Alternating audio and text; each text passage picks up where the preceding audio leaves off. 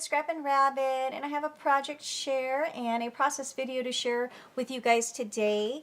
I'm back to working on my Halloween projects. I had a week of fun Christmas, but I'm ready to do some more Halloween crafting. I'm not ready for Christmas yet. So I'm going to be working on a lot of Halloween stuff this week. I wanted to share with you this project that I did, and I used these Halloween labels, stamps from Jaded Blossom, and these are really cute, and I believe that this could have been, I think that this was a freebie with the release last year. And I also used stitch circle dies and the scallop circle dies, and I wanted to put together some quick and easy tags because I wanted to make a few of them. And sometimes, you know, when you're giving away tags, you know that they're just going to go straight into the garbage.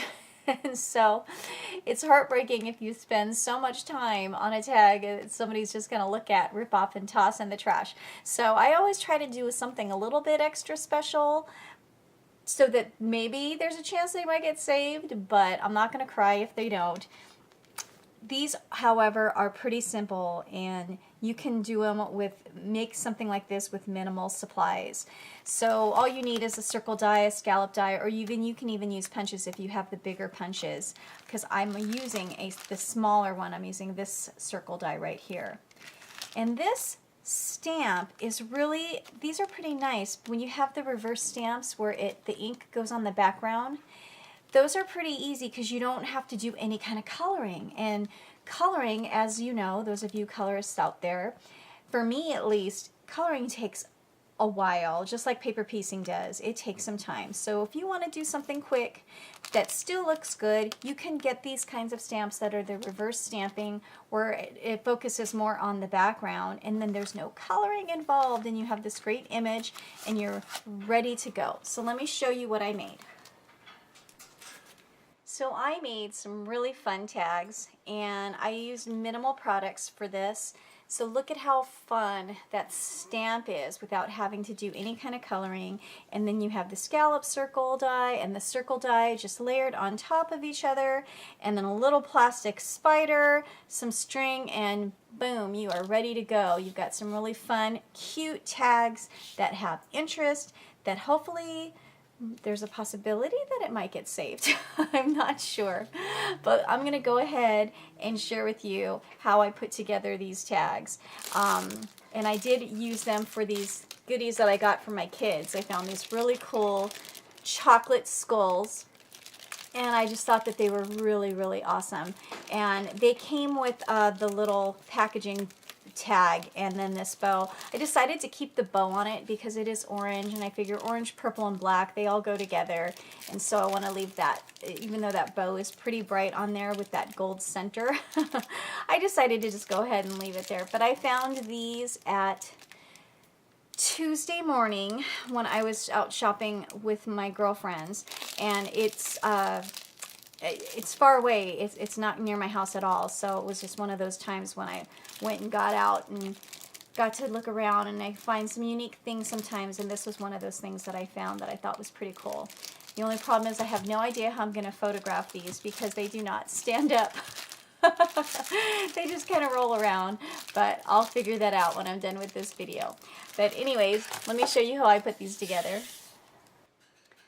So the inks I'm going to use are these Memento inks with little dewdrops, and I've got gray flannel, Paris Dusk, grape jelly, and Lulu lavender. I'm going to use a stamp tool, and I have my stamp where it's going to be placed so that it stamps in the corner. I'm going to start out with the gray, and very lightly, I'm just touching it very lightly onto this stamp because those lines are so fine, and I don't want them to get filled in with the ink. I want them to stay open so that it leaves the white marks on the paper. So I go on with the blue, and then now I'm just dabbing ever so lightly with the purple, and then the lightest lavender color, and then I'm going to go over the edges on that side with the gray. So once I've lightly tapped and covered the entire stamp, I'm going to go ahead and press it very gently onto the paper, and I don't want to fill in those little, the writing with the ink. So I'm just dabbing lightly and I'm pulling up gently. And as you can see, there's some areas that didn't get enough ink. So I'm going to take my ink and do the edges. But before I do that, I'm going to wipe out the letters and the spider webs and the spiders. I'm going to wipe any ink that might have gotten into there because I want that part to stay white. And so I'm just gently going to dab on the gray, which is why it's perfect to have a repositioning tool like this, because then you can stamp more than once. So I'm just going to go along the edges a little bit with the gray, and then I'm going to go ahead and press down gently again, and hopefully it filled in my image this time. I pull up gently, and there you go. And it's hard to see in this light, but it's a really pretty purplish ombre color, and it does dry a little bit lighter. It's really dark when you ink it on, but the memento will dry a little bit lighter. I'm just going to flip my paper around so that I can get another stamp on that side. And I'm going to wipe out the letters again and wipe out the image so that I don't have any ink in there. And doing the same exact thing that I did the first time, I'm going to very ever so lightly dab the gray, dabbing on the blue, and then going in with the purple, and then the lilac, or I'm sorry, the lavender. And then adding a touch of gray again on the other edge. And again, I'm going to press down, but I'm not going to push down too hard because I don't want any of the ink to get into the image. And then once I feel like I've pressed it down enough and evenly, I'll pull it up gently so as not to move the paper around. And there it goes. It turned out pretty good. And I think I'm going to add just a little bit of gray on the edge of that spider web, and remembering to wipe off the stamp to get any ink that's in the image off so that it doesn't cover it up. I want a clear, crisp image, as clear and crisp as possible. And then I saw that I got a little ink in there, so I'm just getting it off, then finishing it up. And there I have 2 done, and so I'm going to do a few more.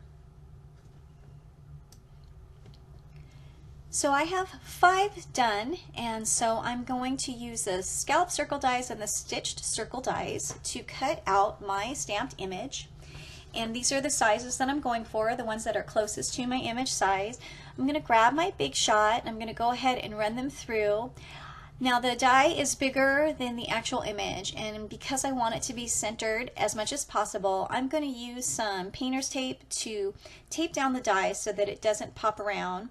I'm using the magnetic platform, so it holds it pretty well, but every now and then you'll get a little slight movement, and so to prevent that, I just use a little bit of tape to hold the die in place. And so now I have 2 done. I'm going to go ahead and run through the other 3. With the scalloped circle die, I'm going to use black cardstock, and this is a good way to use up scraps.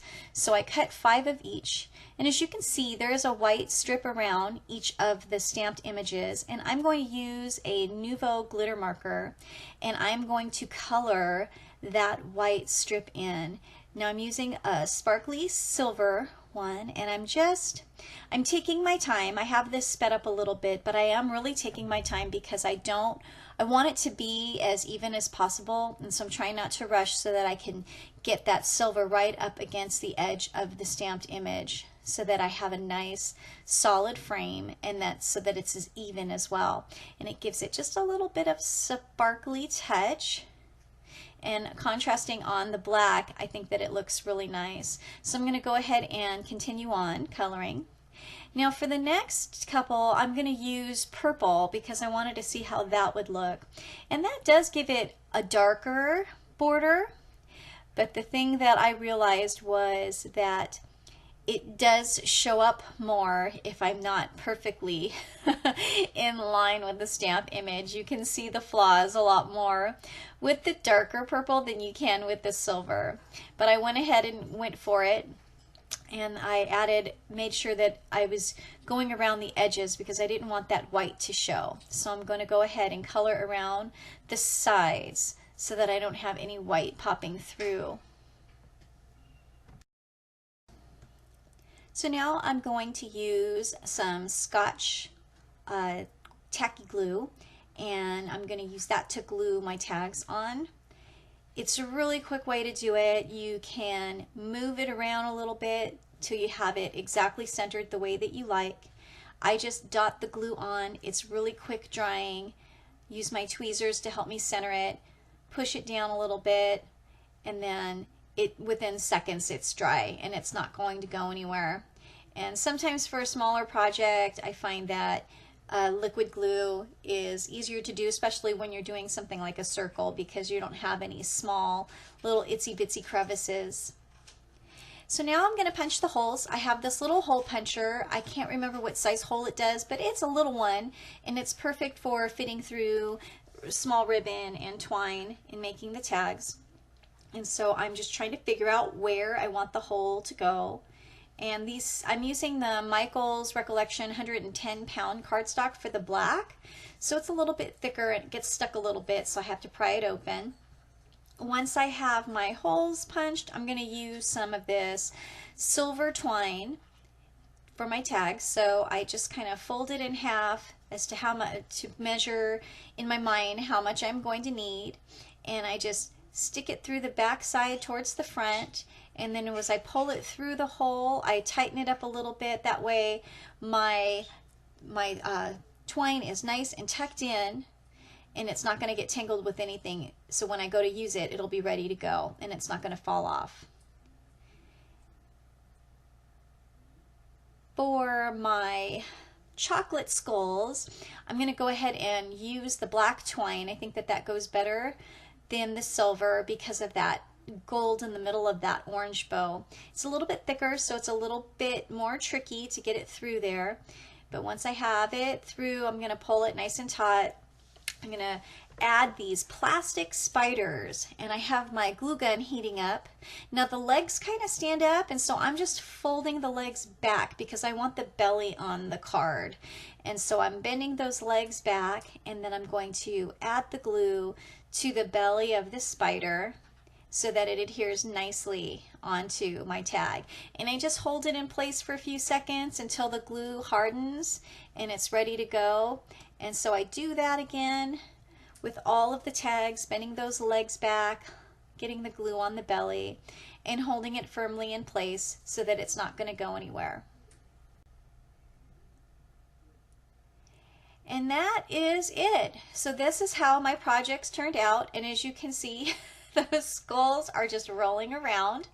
Now I did get a shot box to take my pictures, and so I hope you like the way they look. Thanks so much for watching, everyone. I hope you liked my video. Have a great day and happy crafting, everyone. Bye-bye.